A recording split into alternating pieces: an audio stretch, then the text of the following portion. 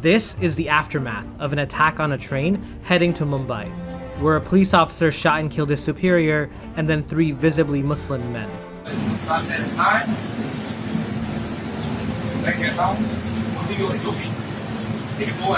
And this is a right-wing Hindu nationalist mob marching in Haryana state calling for the extermination of their Muslim neighbors.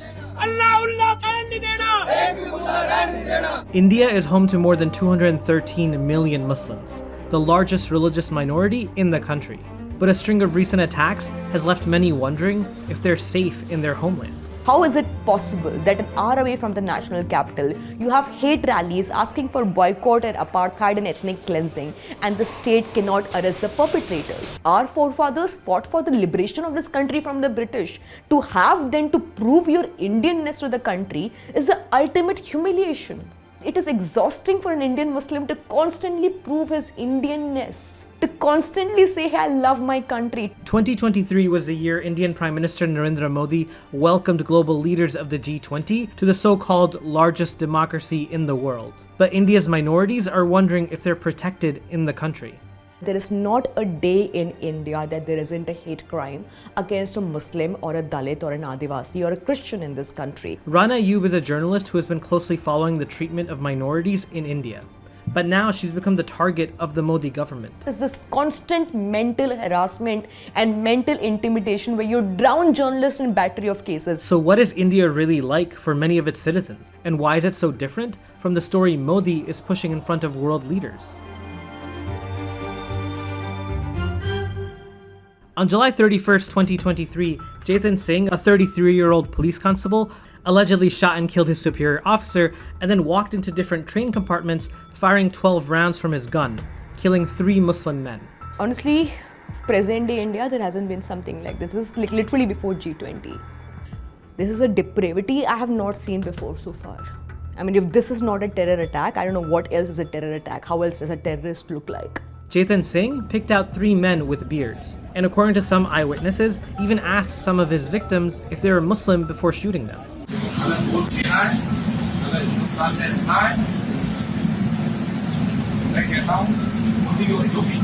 And he has the temerity to stand there, invoke Modi and Yogi, Prime Minister Narendra Modi, and Chief Minister Yogi Adityanath, and say, if you want to live in India, then Modi and Yogi.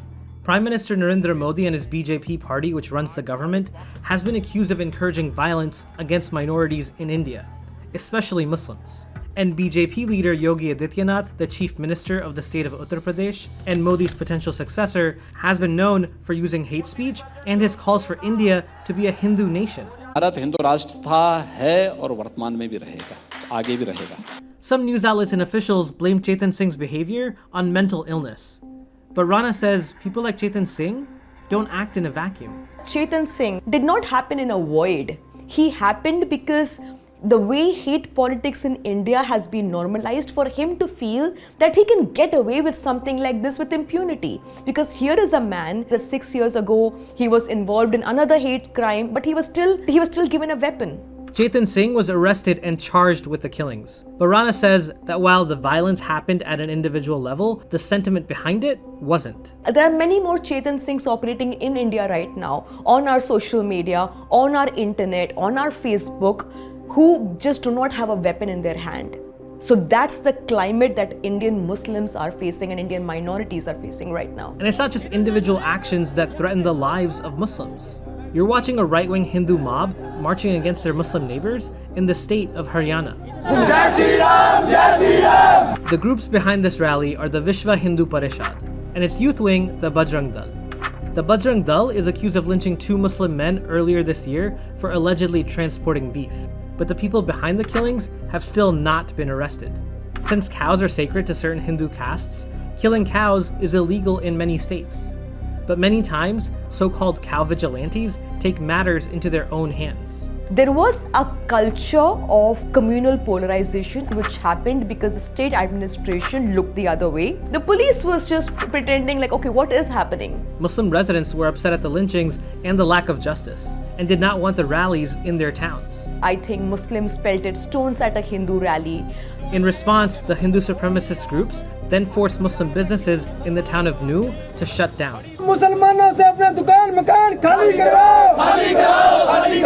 and then called for their extermination. Buildings and cars were set on fire, and an imam calling for peace in a neighboring district was murdered in the violence. A mob entered that mosque and he was killed, and the mosque was attacked. So clearly what happened in Haryana was a complete breakdown of law and order, where the state looked the other way. Nu is nearly 77% Muslim, but even in places where Muslims are the majority, they still live in danger. Look at these, the images are searing, and this is not the image of a democracy where we are still talking about communal violence. In Nu is, how far is it from 7RCR, the Prime Minister's residence? The town of Nu is only about 2 hours away from where Prime Minister Narendra Modi currently resides. And instead of condemning the action, the government joined in the oppression.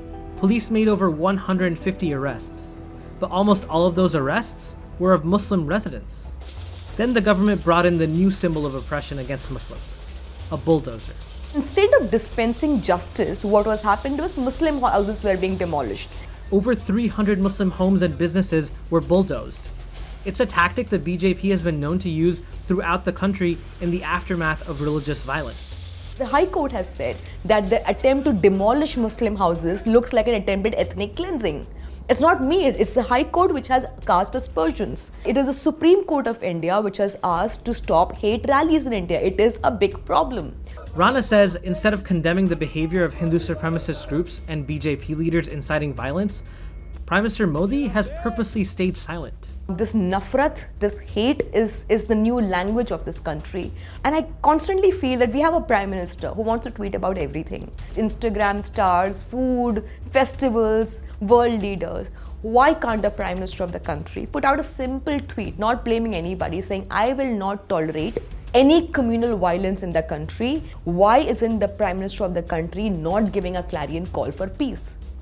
The leaders of the BJP or Bharatiya Janata Party have their origins in the Hindu nationalist organization called the RSS, or Rashtriya Swayamsevak Sangh. The RSS pushes a Hindutva ideology, which promotes the belief that India should be a Hindu nation. While India is majority Hindu, Muslims make up about 15% of the country's population. And since the BJP gained power in 2014, its leaders have been using their positions to marginalize Muslim voices in India.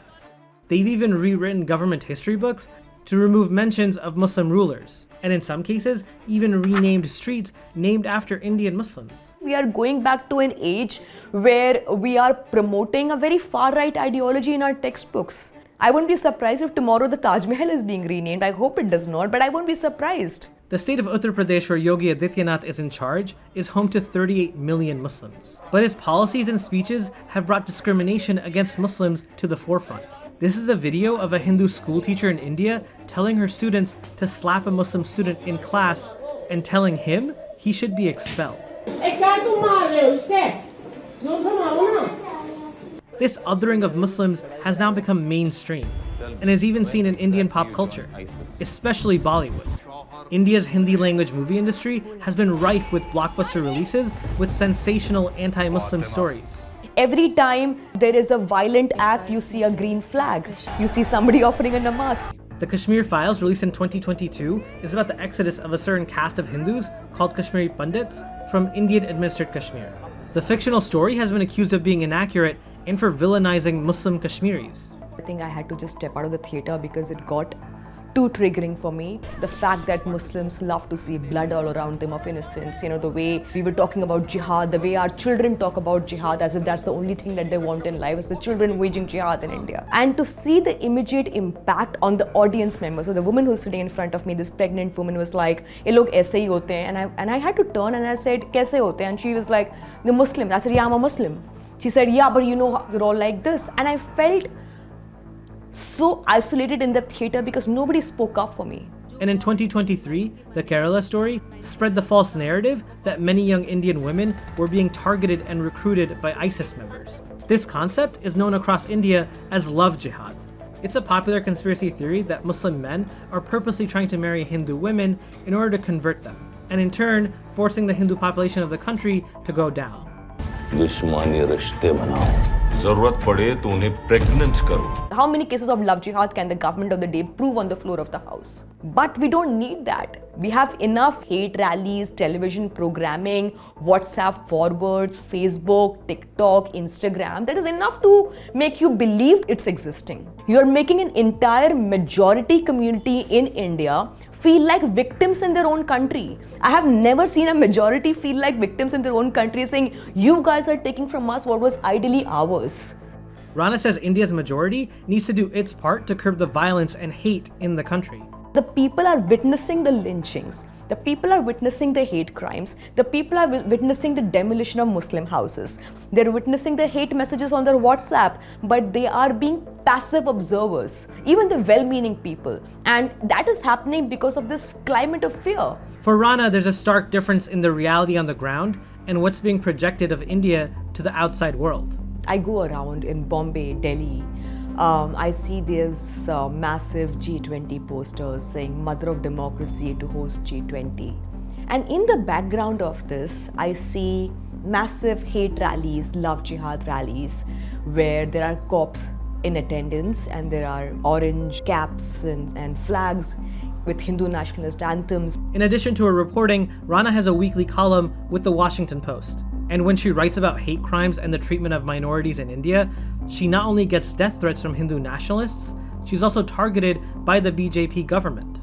The Indian government has tied Rana up in money laundering and tax evasion court cases, which she and critics have called sham charges. So many of us have received income tax notices and being asked to list our foreign sources or list where do we get our earnings from. What you do is you send out a message, you pick up 3 or 4 people and you file cases, you send them behind bars, and then you set an example saying if we can do this to them who are high profile, you don't even know what we can do to you.